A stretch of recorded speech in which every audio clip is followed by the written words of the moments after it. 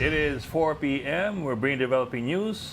And the stories behind the headlines. This is Storycon. I'm Regina Lay. I'm Ed Lingao. Some stories you're watching this Wednesday, June 25. Vice President Duterte slams the ICC prosecution's opposition to the temporary freedom of former President Rodrigo Duterte.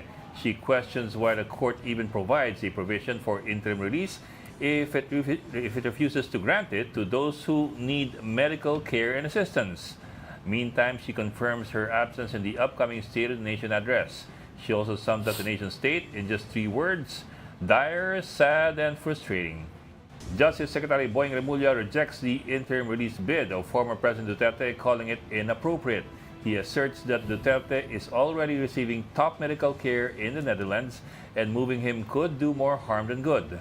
Remulla adds that the best path forward is to let the ICC case proceed so that victims' families may finally see justice. Senate President Cheese Escudero says the impeachment court retains jurisdiction over the complaint against Vice President Sara Duterte despite its being returned to the House for further documentation. Escudero stressed that the return did not dismiss or terminate the case, adding that actions on the matter must wait until the 20th Congress convenes. Meanwhile, the House prosecution team has filed a manifestation with a re-entry of appearance as well as a separate pleading to the impeachment clerk of court. However, the submission did not include their reply to Duterte's scam. President Bongbong Marcos says the impact of the Israel-Iran conflict on the Philippine economy should be, and we quote, manageable. Still, the president assures the public the government continues to monitor developments from the region. He also says there is no need for fuel subsidies as global oil prices have dropped to $69 per barrel. Ang sinasabi namin at hindi ayuda, subsidy, pag tumaas ang presyo. Kung di tumaas ang presyo ng langit, then there's no need for that. We can do business as usual. The price of oil has not gone up. The United States did not totally destroy Iran's nuclear sites during its weekend strikes. That is according to a classified initial damage assessment by America itself, contradicting President Donald Trump's initial announcement that they have obliterated 3 of Iran's enrichment plants. That would be Fordow, Natanz, and Isfahan. The bombing merely set back the atomic site's capability by a few months, sealing off entrances with destruction only limited to above-ground structures. That was first published by CNN as well as the New York Times in the U.S.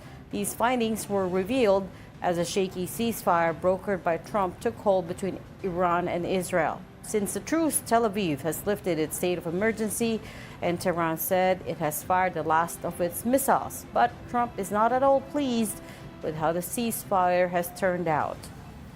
Israel, as soon as we made the deal, they came out and they dropped a load of bombs. I'm not happy with Israel. When I say, okay, now you have 12 hours, you don't go out in the first hour and just drop everything you have on them. I'm not happy with Iran either. You know what?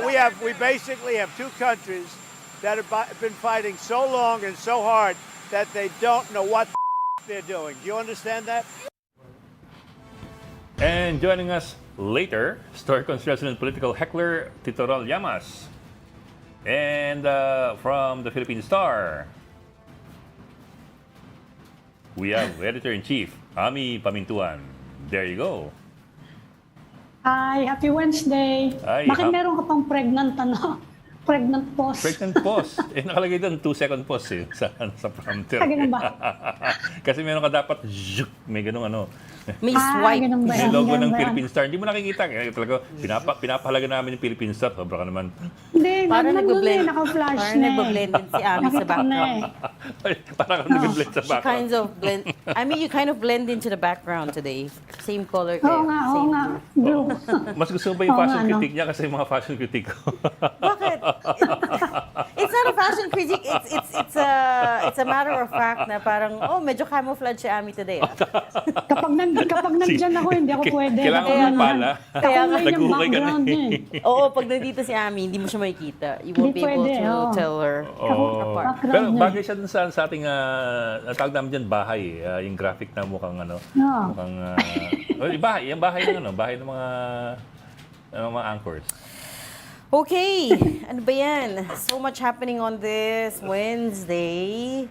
Well, Parang supposedly, ano, no, hindi pa yung ano. gulo dun sa ano, parang impeachment, ano, pag ganun-ganon, ano. Parang ganun din yung Israel-Iran, no? Kagabi, nag-ceasefire, nag-break, nag-ceasefire Ayo. ulit. Oh, so hindi ko alam. Sabi ko, Stop, start, sabi ko, baka on, alauna ng off. madaling araw, mag-break ulit yung ceasefire. Actually, with the assertions na ano, at least with assertions na hindi totally obliterated yung ano, yung nuclear Baka maulit. enrichment capability ng Iran. What does that mean for Israel? Kasi that was the objective to begin with of Israel. Pero you need credible, nag-uusap-usap naman yan eh. Tsaka meron naman silang mga, parang mga modicum of evidence to attack. So hanggat wala yon, medyo matagal-tagal pa yan, kailangan hintay mo lumabas yun, hindi ba? Correct. So may pause talaga ngayon. May pause siya ngayon. Both sides are observing, masaya tayo, bumaba ang gas price, ang crude oil prices, pero tayo hindi. Maghintay-hintay pa daw na Well, Bakit kaya ganun, 5 more days? Yeah, 2 araw daw 5 yung mean more oil days. Platts, mean oil Platts, The Platts MOPS Singapore of market, Singapore. Kaya nga, for 2 next consecutive days week bumaba. pa yung natin, yung pump prices natin but bababa. their Bakit basis is 1 ganun? week so it's only 2 days pa lang. They have to wait for 3 more days to see how it goes, and then they'll average, and then they'll decide if there will be a cut or Buti kung may or not. nagbilihan dyan, ngayong ang taas-taas, Correct. Bumili ba sila? Nagpagas ako kanina eh. Hindi naman yan, Choice. hindi naman yan automatic na pagtaas, bili ka, hindi ba? Oo. Siyempre, mga negosyante yan, iisipin mo, hintayin ko munang baka bumaba. Well, Di ba? it's also a tricky spot for them, no? Because you're trying to decide, okay, do I buy now or do I wait to see if the ceasefire holds? Baka tumaas pa eh. So you also don't know, right? So part of the reason mataas, parang mabilis tumaas and crises like this is because what we're paying for is the replacement oil, right? And the cost of yung hedging nila, kumbaga. So if I bought, for instance, if I have a stockpile from months ago, tapos nasa sa containers pa yon, but I'm buying replacement oil for that at a high price, that's going to reflect on the market price for oil. So medyo komplikado Pero din yung tayo, mga tao natin, hindi yan naiintindihan eh. Yeah.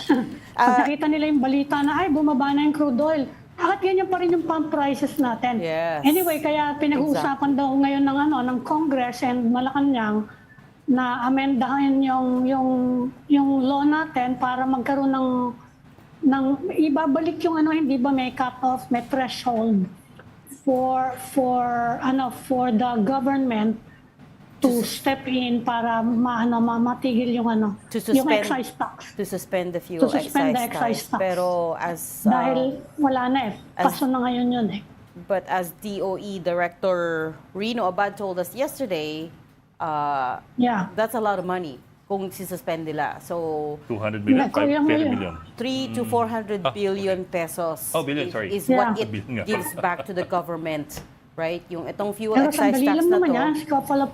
Siguro, more than few weeks, hindi aabot siya ng ganun kalaki. Oh.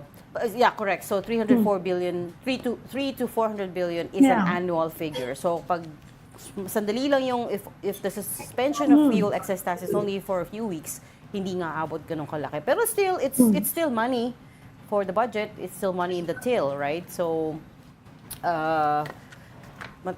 that those cuts will have to come from somewhere. By the way, coming back to Israel, Iran, nag-reply na pala yung White House doon sa initial US media reports. So places like CNN and New York Times were first to report na yung initial damage assessment on Iran was not as bad, and it certainly did not obliterate the nuclear facilities like Trump said. Ang response ng White House was that they are flat out wrong yung assessment, and that it was leaked by a quote-unquote a low-level loser in the intelligence community. I was trying not to laugh na ano ko ba? Okay.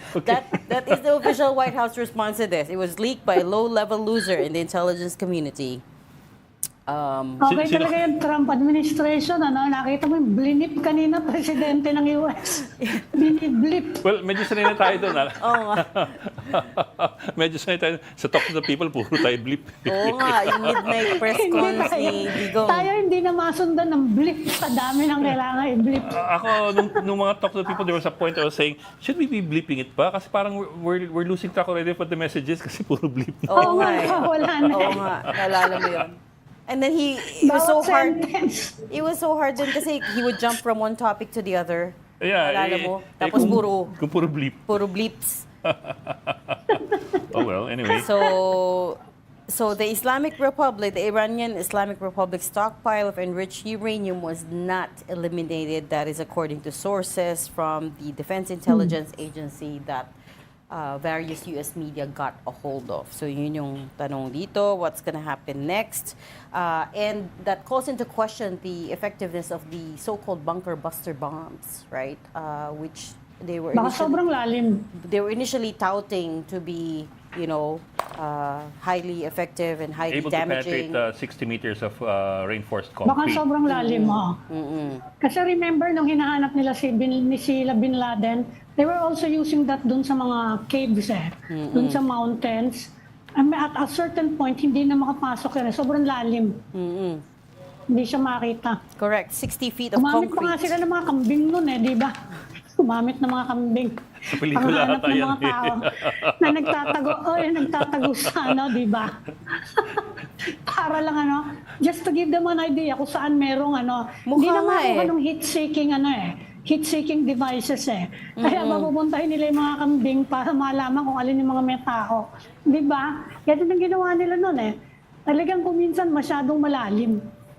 Kailangan i-develop pa yung yung technology. Yan. Mukha nga masyadong malalim because initially before they attacked, sabi ng US, these bunker busters called the MOPs, the Massive Ordnance Penetrator Bombs, were the only weapons on Earth thought to be capable of destroying these underground enrichment facilities. Pero yun nga, we're getting initial reports na hindi siya naging as effective as they thought. So again, what does that say about these The weapons? MOPs were also called MOABs. Mother of all bombs. At least nung Vietnam War. Oo. They'd use them to flatten the hill so you have an instant landing zone on the hill. Yeah. Oops, sorry. Kala ko. Anyway, but Okay, a so- big part of the question kasi is, are you putting the bomb on the right target? Mukha naman tama yung target. No, I mean, I'm sure they're... I mean, it's a huge facility. Maybe it's underground. It doesn't necessarily mean that the facility underground is right underneath the facility above structure, ground. right? The support building. Pero you might have the facility above ground here Tas and the malayo pala facility yung underground over there. Oo. But you would think that with their highly developed sensors and radars, that they would be able to pinpoint exactly where, No, right? you can't. You can't. No, you need human intel na for that. You Yes. can't look underground without boring a hole and Kapag sobrang lalim. and sending seismic waves down to have them bounce up. There's also reports, I don't know how accurate, I just saw it online, that apparently Iran has been moving out their uranium. Oh yeah. There were satellite images Oh. specifically dun sa Even before the hit, matagal na nila daw tinatanggal. What They've was been the primary moving it away. site? Kado? What's the primary site? Fordo. Cordo. Fordo. Yeah, there was a line of trucks dun sa Cordo na mukhang naglilipat sila ng gamit or ng Kasi pagkatapos niyan, pag nalipat na, iimbitahin mo na yung IAEA. International Atomic Energy Agency. so they para can mag-inspect. So they can Para certify mag-inspect and then you na can wala. claim. Wala naman kami hindi naman kami nagwe-weaponize ng nuclear facility. Di ba? A bit of science lang. 'Cause your basic natural uranium has two isotopes, U-235 and U-238. U-238 is not very useful. U-235 talagang kailangan mong gamitin kasi that's the kind of isotope where you can have your electrons hitting each other and doing a chain reaction. However, ang U-238 is mga 99.3% of the uranium mineral. U-235 is mga 0.7% of the material. So you have to enrich that. That's what they call enrichment. Eh. You put in the gas centrifuge, first you gasify it, put in the gas centrifuge, spin. Magse-separate yung U-238 sa U-235, then you draw the U-235. And because it's such a small percentage of the mineral, ang tagal mo i-enrich. And you need to get 90% purity of U-235 for you to be That's able why to it's a very say- long process Yeah. to get to weapons. And Yes. so, for example, you don't have one gas centrifuge. You have several gas centrifuges and maybe patong-patong yan para mas mabilis. So, it takes a long time for them to be able to enrich or purify the uranium-235 into weapons grade. That's 90%. Weapons grade. However, the same equipment and the same process is used to enrich uranium for commercial civilian. use. Yeah. For example, for nuclear Kaya power, deniable, di ba? nuclear power and medical purposes, you need only Yeah. 3%, 3 to 5% of U-235. So it's the same isotope, the same equipment. Far less of that raw material. 3 to 5% lang kailangan mo okay. versus yung Interesting. 90% na weapons grade. You should have been a scientist. Kaya bro. yung nakita siguro ni low-level intel agent, yung para sa civilian use. Yung para sa nuclear power nila. Kasi you have to be So in an advanced stage para to accuse a country, nag-enrich kayo ng uranium for ano eh. So that's Diba? the cover story of Iran. We're doing this for for Nuclear power. civilian purposes. Oo. Civilian purposes, Yeah. pwedeng Which is medical or probably nuclear true power. dahil nuclear, civilian uses, nuclear Marami energy yun. for civilian From use. Ang MRIs Iran to, talaga. ano Sila, oo. Okay. Yung mga Advanced ganon. sila dyan. Marami silang nuclear scientist eh. For cancer treatment Yes. as well. There's a Yes. lot of uses. Yes. You're right. Advanced talaga Oo. sila. Marami And talaga the last we uses. heard, kung 90% target for weapons grade, the Iranians have hit 60% already. Speaking of But we have speaking of shaky ceasefires. Ceasefire ba yun? I don't know. wala namang ceasefire. I don't know what Ito, you want to call it. Sa Iran, meron dito, What we're wala. gonna talk about. No, I want to circle Dito back to wala. I want to circle back to one of our top stories, which is the House prosecution team submitted to the impeachment clerk of court a manifestation with a resubmission of its entry of appearance along with a separate pleading. Hindi ko alam exactly what that means, so let's bring in someone who might understand and who should. Attorney Reggie Tongkol, Senate Impeachment Court spokesperson. Good afternoon, Attorney. Thanks for Attorney, joining us. good afternoon. Good afternoon, attorney.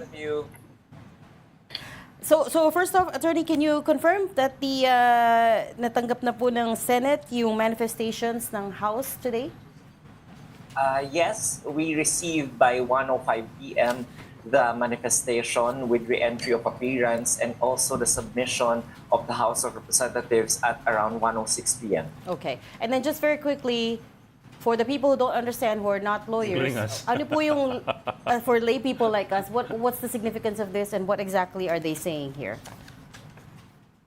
They're actually saying that the appearance that they filed last March is being manifested and re-entered again into the records. Because as we said before, when they filed it in March, the impeachment court hasn't convened yet. And so since the court has convened afterwards, last June 10, then they have to file it specifically straight to the court. And that's what they did today. So resubmission lang po noong kanilang first manifestation nung March, nung hindi pa buo yung trial court. Pero sir, ito po, if I understand correctly, merong pangalawa. Kasi merong manifestation about the entry of appearance ad cautelam, which I think refers to the entry of appearance ng defense. Kasi may ad cautelam eh. Tama ho ba? That's a different manifestation pa. And what exactly was that manifestation? Well, they're just manifesting in the second paragraph based on just a mere reading of the manifestation itself that their re-entry of appearance or resubmission of their entry of appearance is not without any reservation and without any caution. It Okay. means that they are recognizing the jurisdiction of the court and comparing it to what the defense has filed before. Okay. So they're only making reference to the defense manifestation. Yes. Oh, okay, okay. I thought they were questioning. Oh, sige, sige. Ami, you're saying? Attorney, may sagot na si di ba? Merong sagot na yung mga abogado ni Vice President Sara. And it all boils down to yung daw impeachment complaint. It's just a piece of paper. So kung gano'n na, anong takbo nun? Yung gano'ng klaseng argumento, you're not arguing on the merits, basta gusto mong i-invalidate lahat. Anong ibig sabihin nun? Yung gano'ng klaseng, we're not lawyers, sabi nga ni Reg.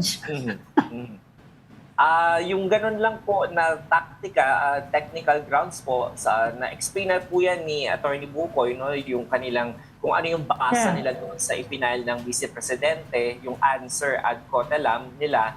At nakalagay po doon, katulad ng ipinahayag natin several days or weeks ago, na talagang pag nag-ad cotelem po, usually question po yung jurisdiction. At ganun po yung ginawa ng Vice Presidente. Sinasabi niya po na invalido po yung articles of impeachment, which is consistent with her position na doon po sa pinal niya sa Supreme Court. At dahil po invalido yung impeachment complaint, wala rin pong impeachment complaint na dapat i-try po ang Senate Impeachment Court. So, yung po yung position niya na inilahad niya po doon. But attorney, that's one side po, which is yung questioning the constitutionality, yung the 1 year bar. But I think the other side of her argument was na parang so the impeachment court returned the articles of impeachment back to the House. So what am I going to respond to? Yan po yung kanyang argumento na parang therefore is no articles of impeachment present in the impeachment court because it's been returned. I mean, that's as far as I can understand from her argument. So just tell me lang if I'm getting it right. Katulad po ng judicial system po natin, this is really an adversarial system, ang litigation po. So ang bawat panig po ay magbibigay ng kanilang theory of the case. At yung kabilang panig naman po, tatry po nilang basagin yung theory of the case ng kabila at isusulong nila yung theory of the case nung sa kanila. So, ang magkakapagsagot po dyan, no, at makakapag-comment po dyan talaga ay yung prosecution, kung ano po yung sasabihin po nila na sagot po doon. At I think the prosecution is ready naman po na sagutin yon kasi expected naman din po nila na ganito po yung maaaring isagot ng Vice Presidente. So, hintayin po natin yung sagot ng prosecution. At yun po, kung ano po yung tamang sagot po doon, the impeachment court will be the arbiter of who has a more persuasive theory. Pero attorney, if I remember right, when we had you here a week ago, parang you told us na maybe remanding is not exactly what it was meant, but more of parang asking lang for, hindi talaga binalik, kumbaga, asking lang for a certification and a ratification from the lower chamber. So it's not exactly a return remanding of the articles. Tama po yun, no? Napakaingat po ng impeachment court doon sa prosesong yun, kaya po malamang yan din po yung sasabihin ng House Prosecutors. At pagdating po sa debate, pagdating doon sa convening ng impeachment court, kapag yan po ay naisalang na at pag-uusapan na po, isa po yun sa ikukonsidera ng mga senator judges kung ano po ba yung intention nila for doing so. At malamang po, sa malamang, ay syempre the senator judges will stand by their position na wala pong technically na papel na ipinasa o ibinalik po sa House of Representatives. It is just a constructive referral back at hindi po siya yung papel because the actual articles of impeachment has already been recognized by the impeachment court as being in the jurisdiction already of the impeachment court. Kaya nga po nag-send ng summons. So, but of course, the defense has all the right to proffer that argument, whether it is a strong or weak argument, it will be up to the court to decide po if they will be persuaded with that argument. But the words remand, return, came from the Senate, attorney. I mean, the media didn't make those words up. And actually, that was my first question when all of this happened. Why didn't they just issue a summons to ask the House for a clarification. Instead, at the end of their very long plenary, it was said that it is being returned back to the lower house. So now I'm confused, because are you trying then to tell us that we are not to refer to it as a remanding or a return? Yes, actually, that is what we're trying to explain for the last 2 weeks, because the motion that was first proffered to the floor of the impeachment court was for the dismissal. And then Senator Judge Cayetano stood up and then offered the possibility of amending that motion by Senator Judge De La Rosa to instead not make it a motion for dismissal, but however, a motion to remand. However, after the suspension of the deliberations, and when the senator judges talked among themselves, because there was a question or an objection from the minority, which is Senator Judge Coco Pimentel, he was saying that he won't be able to understand if the remand is, because it has a technical meaning. So in order for the proceedings to be shortened, it was conceded among the senator judges to not anymore use the word remand, but to make it return or refer back to the Senate. Okay. So technically po, yung unang motion, yung for remanding, kaya naguluhan po yung mga tayong nanonood, mga media po, no, maintindihan naman po. Pero ganun po talaga, dahil sumisilip po tayo sa deliberasyon ng isang korte na hindi po usually nating nakikita. At dahil po sumisilip po tayo, may pagpapatuhan ng ideas po sa mga senator judges. Normal po yon sa sa judicial collegial bodies po na katulad nito. So, kaya po na-pick up po natin yung term na remand po, pero ang intention lamang po ng impeachment court through the deliberations is to get the compliances from the House of Representatives, not to actually throw back to the House yung actual articles of impeachment. So lost in translation pala, attorney. Oo nga, pero yan ang tanong ko. Hindi, ang tanong ko lang. We have only... Marami pong mangyayaring ganyan along the way, kasi po nakita naman po natin din sa mga previous experience natin with the impeachment proceedings, talaga pong merong mga pag-aaway sa mga terminologies po dyan. May mga sobrang technical po ang thinking nila sa terminologies. Meron naman pong sasabihin po nila layman's term, katulad na lamang po ng forthwith. So talaga pong kung ano pong mapipick up ng media na kakagat sa kanila, yun po yung manu-news. Pero katulad po na ina-explain natin, sa isang deliberative body po, kayo rin po kapag nag-uusap po kayo sa isang meeting, syempre nag-uusap kayo ng mga topics para dito po sa Storycon. So nagkakaroon kayo ng tunggalian ng mga ideas, ano ba dapat ang topic, etc. So ganun din po ang nangyari doon sa impeachment court. Nasulyapan lang po natin yung nangyaring proseso. Attorney, pahabol lang kasi we have only about a week before June 30, no? May pag-asa pa ba namin makita yung mga senador will get together again to tackle the impeachment? Kahit hindi natin tawaging umpisa ng trial, pero magkikita-kita pa before the end of the 19th Congress.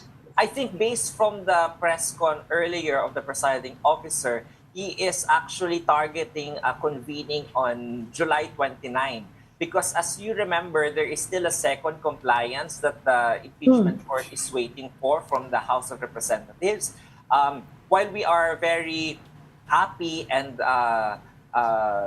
excited po na nag-submit po kanina yung House prosecutors po nung House resolution nila to comply with the first order, meron pa pong pangalawa po. So hihintayin po natin yun hanggat po mag-convene. So ang target date po ay July 29 po. Okay. And also, just to circle back to your previous answer, Attorney, I understand what you were saying about medyo lost in translation, but I also want to point out na nasa motion po ni Senator Alan Peter Cayetano yung words na return or remand. So, again, you know, I don't know where the disconnect here is coming from, because now we're trying to say that hindi po pala siya remanding, hindi po pala siya return. So that's where I'm getting quite a bit confused because it was a remand, it was in the motion, and now we're trying to say it's not. But I'm so sorry. We have run out of time for today, so we will pick that up again another time. I hope you could come back to this show. Thank you so much for making time for us, Attorney Reggie Tongco, Senate Impeachment Court spokesperson. Maraming you, salamat po attorney. sa inyo. Thank you po.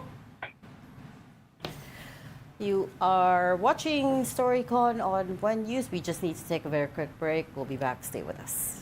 We've got developing news in the stories behind headlines. Welcome back to Storycon, the Story Conference. I'm Ed Lingao. And I'm Regina Lay. And now with us, Ronald Llamas, our resident political heckler. Na-traffic ka na? Pasensya na po. Also- Kahit saan ka pumunta, traffic, Quirino Highway, Mindanao Avenue, Beijing, sino po? Magparating ka na. EDSA. Magparating ka na. No, wag na, wag na. Magparating ka na. Sinong gusto natin Opo, paringgan opo. dito? Low hanging naman yung fruits eh. Baka pumila na naman si President Bongbong yan sa EDSA. Okay. Okay. Ed. Okay. Also joining us this afternoon is Don McLean Gill. He's a lecturer at the DLSU's Department of International Studies. Professor, magandang hapon and thank you for joining us. Good afternoon. Thank you very much for having me. Good afternoon. Prof, we're a bit confused now what's happening eh. Kasi- Is there a war? Is there a ceasefire? Is there or that's normal. somewhere in between? But maybe you could talk us through, and I know you have a little bit of expertise on this, yung thought process behind this. What are the motivations and what are the policy, the policy is going to look like behind it? Right, thank you. And, question about confusion, I think we're on the right track if we're all confused. I believe there's no one that's fully aware Okay, that's of good what to is hear. taking place. So what we have today is a very fragile and tense ceasefire between Iran and Israel. To begin with, a ceasefire would not have been immediately palatable to Iran without given the chance to retaliate after the nuclear sites strike. Now, one can assume that the attacks on Qatar may have been an off-ramp to both Israel and Iran. So the U.S. was already relocating a number of its naval and air assets in Qatar and Bahrain before the initial strike. So the ceasefire also comes at a very critical juncture for both Iran and Israel. For Iran, its defense capabilities and intelligence have illustrated great vulnerabilities. In fact, Iran has already been arresting hundreds of individuals within its borders, accusing them of helping Israeli intelligence. And as far as the proxies are concerned, Hamas is crippled, Hezbollah is defanged, and the Houthis are demoralized. For Israel, along with the civilian casualties, prolonging this conflict would have eventually taken a toll on its economy. If we look into history, Israel is known for fighting short and blunt and quick wars, and prolonging this would eventually be counterproductive for Israel as well. However, there may be certain quarters in Israel's policy circles that may have wanted to maximize this window of opportunity to eventually derail Iran's long-term possibilities for deterrence. However, maintaining the status quo now would be of a much bigger challenge given the volatility of the situation. But Prof, we're also hearing na reports that the capability of the Iranians to enrich uranium that has not been completely eradicated. If that is the case, if that is true, does Israel stand to gain from holding on to a ceasefire? But what is, addition to that is, what is the real status of the capability of Iran? Because even the National Security Council of President Trump disagrees with him regarding the capability of Iran to create a nuclear weapon. Is this another weapons of mass destruction mythology like in Iraq? So who really knows the capacity of Iran in terms of which was the basis for this attack? Well, yeah, absolutely. And I think that when it comes to having a consistent story, even those within Washington are also sort of mixed up with the signaling regarding the capabilities. So, in terms of the U.S. and Israeli objective, why the strikes have significantly devastated Iran's nuclear program, it is unlikely to have completely eliminated it. And this is coming from, for instance, the leaked Pentagon Defense Agency reports that were leaked to BBC's U.S. partners, and it has been out in the media since earlier today. And also nuclear policy experts, right, such as David Albright, who had also been engaged with the IAEA, says that there is a pretty good chance that a significant amount of this enriched uranium still exists in Iran. So while destroying Iran's centrifuges and infrastructure have significantly set back the program, there are concerns over the possibility of Iran using another covert facility to continue enrichment to what in remaining, the required 90% for nuclear weapons. However, the setbacks are also indismissible. They are significant. But then again, if you expect Iran to just roll over and submit to U.S. demands, I think we are sort of expecting a little too much, given, of course, that there are some certain arguments and certain schools of thought that may think that Iran now would be more motivated to ensure that it gets the nuclear bombs, particularly since it is seen as an important deterrent. So there are two contrasting views. Either Iran has been defanged and would no longer commit to it, or it would be more motivated to do so. But either way, we would expect for both U.S. and Israel to pay close attention, because if there are instances where there are confirmations of another covert facility, we could be expecting more strikes in that regard. So these are the scenarios that we're looking at right now. But the problem is, I think the elephant in the room is that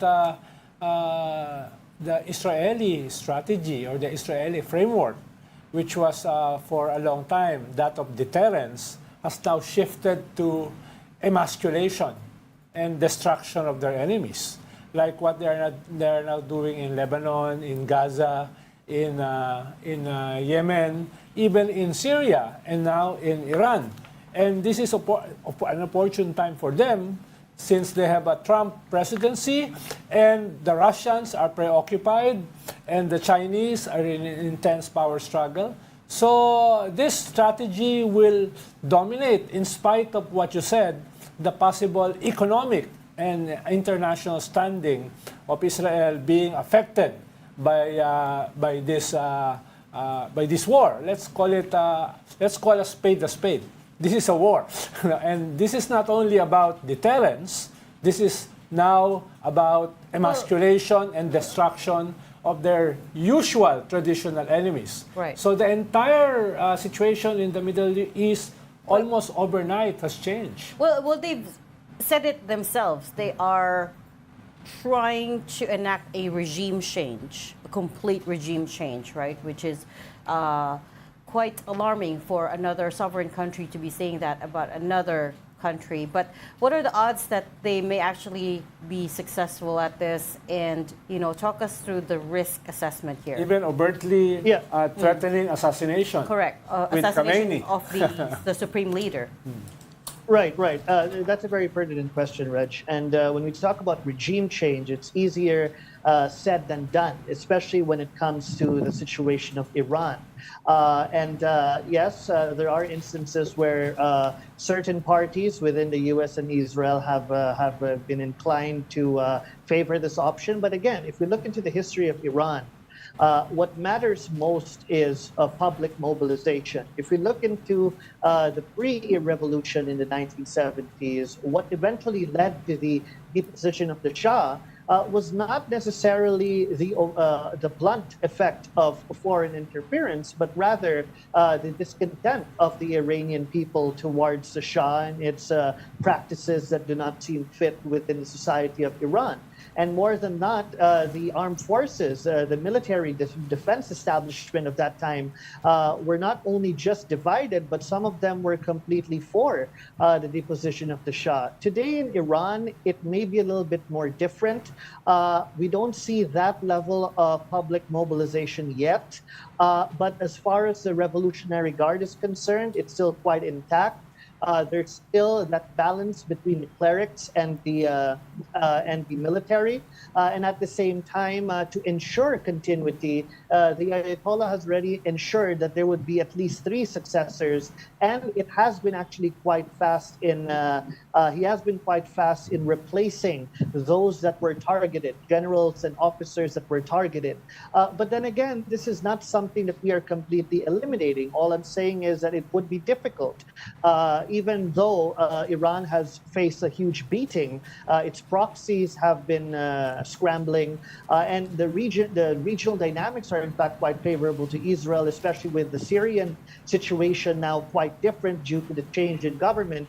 Assad's not there anymore, so it has been quite favorable. But of course, Trump has also been quite frustrated with this initial. It had to. The White House had to, or rather, Trump personally had to announce the ceasefire twice, and this was prior to his going to NATO, because of course Trump wanted to be, to arrive in the setting, showing that he had succeeded.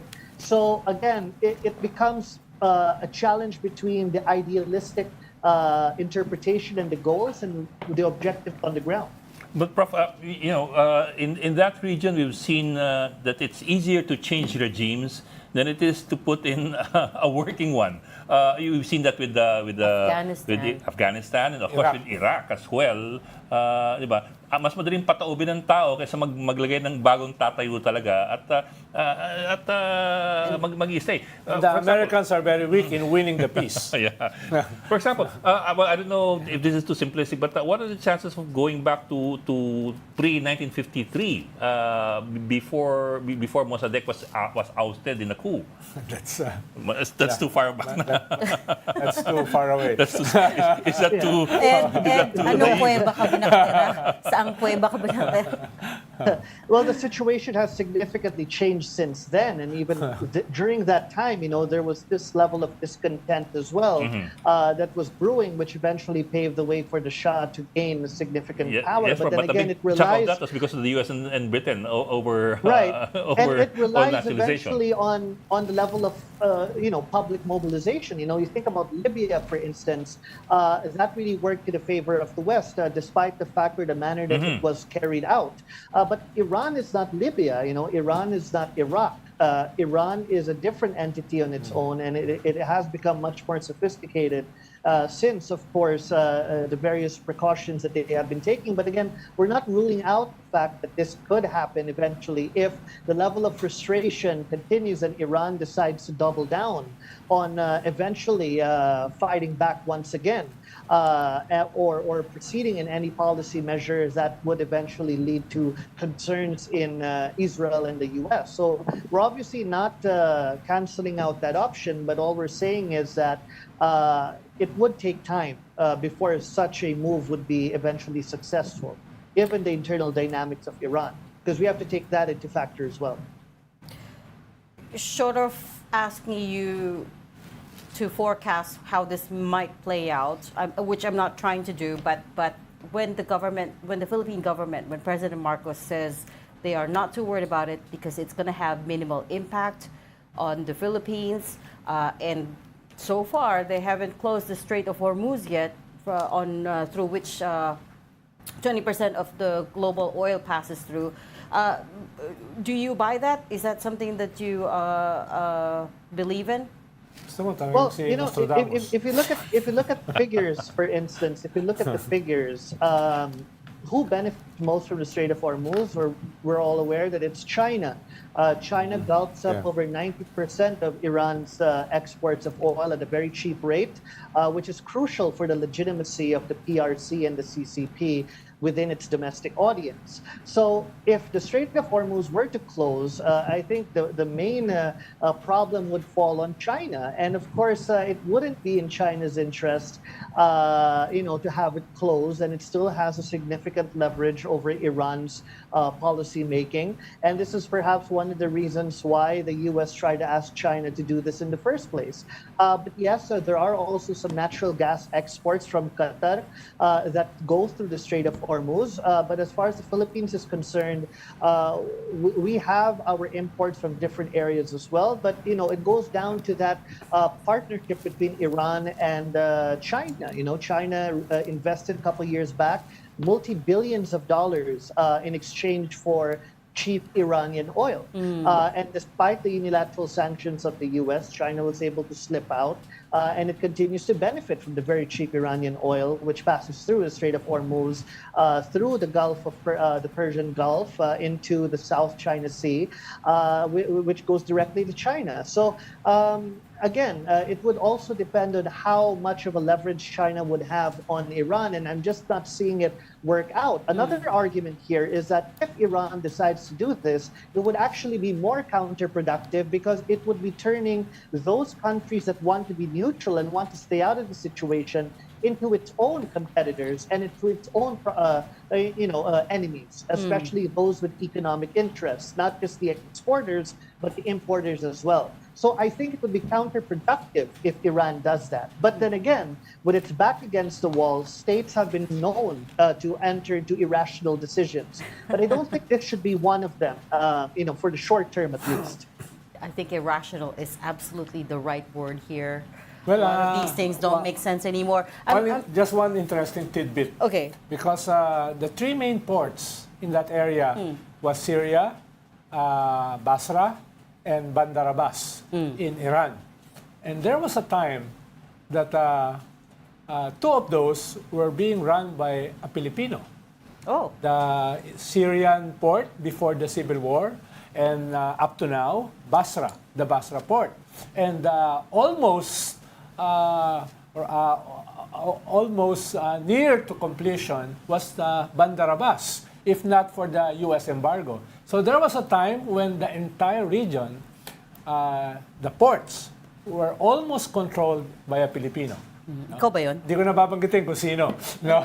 Pero that was very interesting because that region is the end of the Belt and Road Initiative of China.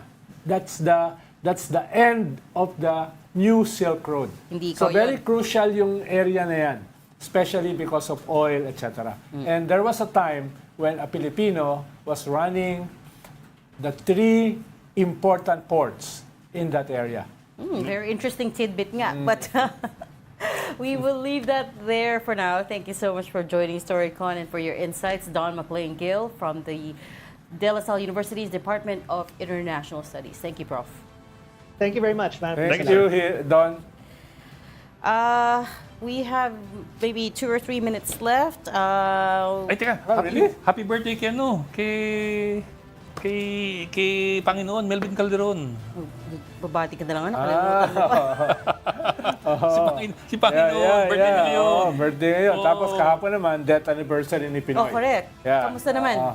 How was it? May misa sa Loyola Memorial. Tapos Also sa Manila Memorial, di ba? Yeah, tapos may nakita program, So, sa nagsimba ka? Ateneo, may book launching at saka lecture series. Book launch? Tapos, yung libro tungkol kay Pinoy. Tapos merong dinner ng mga pamilya at saka ng mga kaibigan.